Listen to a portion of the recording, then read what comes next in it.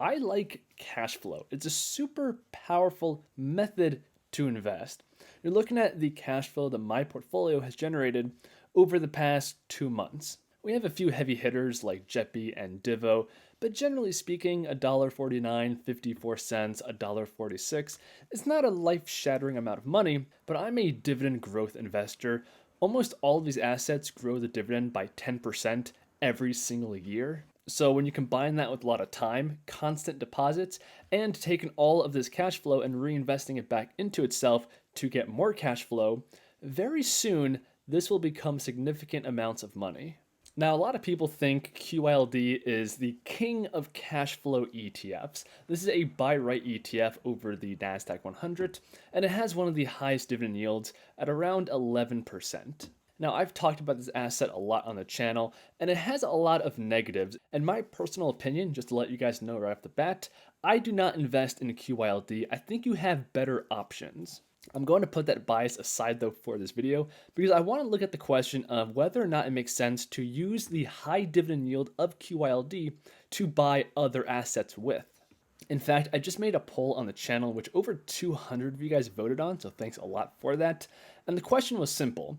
Is it a good idea to buy QYLD and use its dividend to buy other assets? And somewhat surprisingly to me, 2/3 of you guys said yes.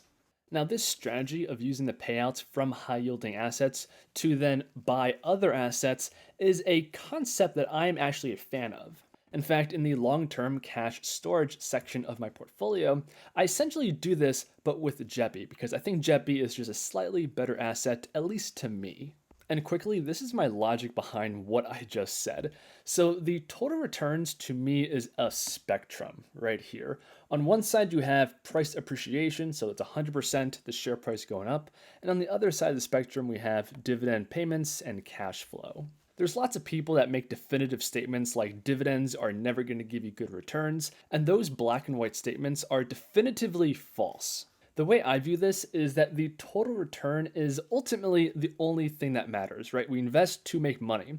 And as an individual investor, you can choose where on the spectrum you want the total return to come from. Do you want more dividends? Do you want more share price appreciation and take on more speculative risk? It's up to you. But ultimately, the only thing that matters is the total return. And personally, that's why I chose to do this strategy with JEPI, because I think its total return is better even though the dividends are slightly less.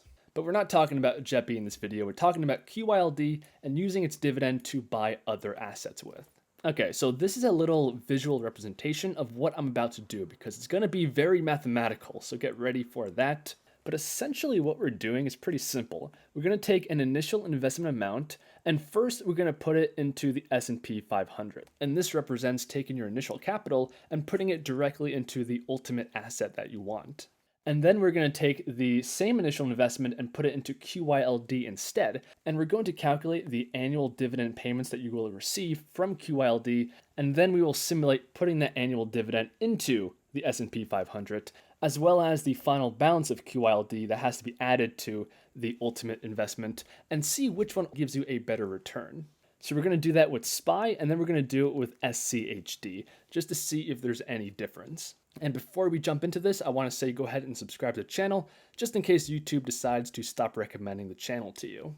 The thing with QYLD and the number one criticism is that it doesn't have really any noticeable share price appreciation over the long run. And people that like this ETF will say that that's the point of it. It's designed to move sideways and pay you out a hefty dividend payment. But that means that the CAGR of the price appreciation is essentially zero, right? It's not designed to go up. If we come over to the dividend data for QYLD, this is the benefit of the fund. It's very high. Looking historically at the dividend yield, it's always around 11%. So that's the number that I'm going to use. And in terms of the growth in the dividend, this is the yield on cost over time. And there's no dividend growth qualities to this. And that makes sense because it's just a covered call strategy. So this is what the calculator for QYLD looks like. 11% dividend yield, zero growth in the dividend, and zero share price appreciation expected. That's same $10,000, 10 years holding time, and this is going to be without the drip because again, we're taking the dividend to buy other assets with. So the result of all this is an annual dividend payment of $1,157, and because there's no share price appreciation, your initial investment is relatively unchanged at a consistent $10,000. Alright, we're almost there now. The only thing left to do is to now take this annual dividend payment and invest it into the S&P 500 and see the total return. So these numbers are the numbers for the S&P 500. Now the initial investment is the first year of annual dividend payments, so that $1,157, and we have an annual contribution of the dividend payment. I had to put in 9 years for the holding period because the first year is the initial investment. And we will also enable DRIP because this is the final destination. So at the end of the simulation, we have a balance of $26,105 with annual dividends of $395. But this isn't the end of it because we still have the initial principal invested in QYLD. And if I come back to this calculator, that balance is that same $10,000. All that means is we have to add $10,000 to this number, meaning that we have a final balance of $36,105. Now, if we compare that versus the benchmark, which is just taking that $10,000 and directly putting it into the S&P 500, that's a balance of $48,569. So in this situation with these numbers and this calculator, it makes more sense to take your initial investment and just put it directly into the S&P 500. It's going to give you the best total returns versus putting it into QYLD and then using the annual dividend payments to then buy the market. But let's do this one more time, but with SCHD, another dividend asset. So SCHD has a CAGR of 12.48%, which is less than the S&P 500. It has a dividend growth rate of 13% with a yield of around 2.8%. So this is what it looks like putting in the numbers for SCHD. And again, we're funding this using the dividend from QYLD. And this gives us a final balance of $27,129. And again, you have to add in the $10,000 that's still in QYLD. So $37,129. Now, if you put that $10,000 directly into SCHD from day one, these would be the returns. So at the end of this, you would have $51,178. So again, it makes more sense to take your initial investment and put it into the asset you ultimately want instead of first putting it into QYLD and using the annual dividends to then buy the asset. Okay, so clearly using QYLD to buy other assets isn't the most efficient way of doing things.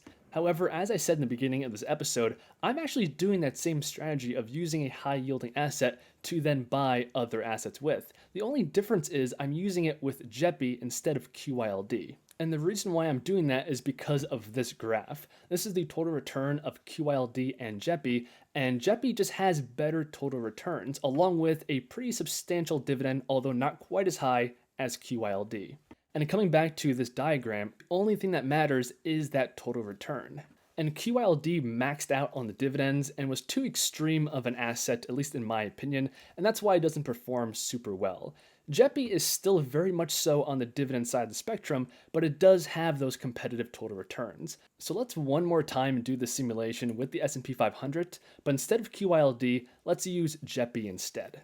We can't exactly get a CAGR for the price appreciation of JEPI because it's not 5 years old by any means, and in the past 12 months, it's gone up 16% in terms of price appreciation, although the past 12 months have been rather exceptional. So just to be conservative, let's say JEPI has 10% per year in price appreciation. The dividend for JEPI is around 7.4%, and it also doesn't have any dividend growth qualities to it because, much like QYLD, it uses covered calls to generate that income. Okay, so if we go ahead and put those numbers in for JEPI, 7.4% dividend yield, 0% annual dividend increase, and an expected annual share price appreciation of 10% per year without DRIP, we have results of the following. You have a total balance at the end of this of almost $26,000, and these are the annual dividend payments. I'm not sure why it's growing over time. I told it not to, so I'm just going to take the first value of $765 and use that for all the years.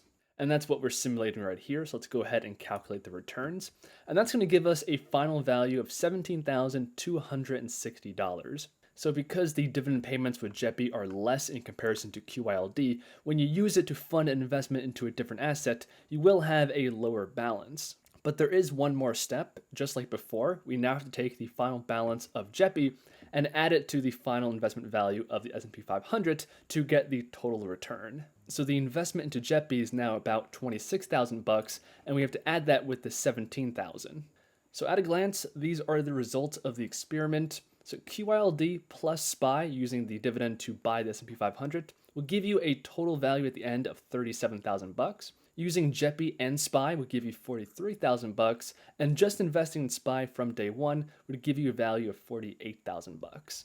So if we do this whole thing with JEPI, it's actually way more comparable and competitive, and that's because JEPI just has better total returns. But let us all know in the comments down below what you guys think. If you're still watching and enjoyed, give the video a like, subscribe to the channel, all that YouTube stuff, and I'll see you in the next one.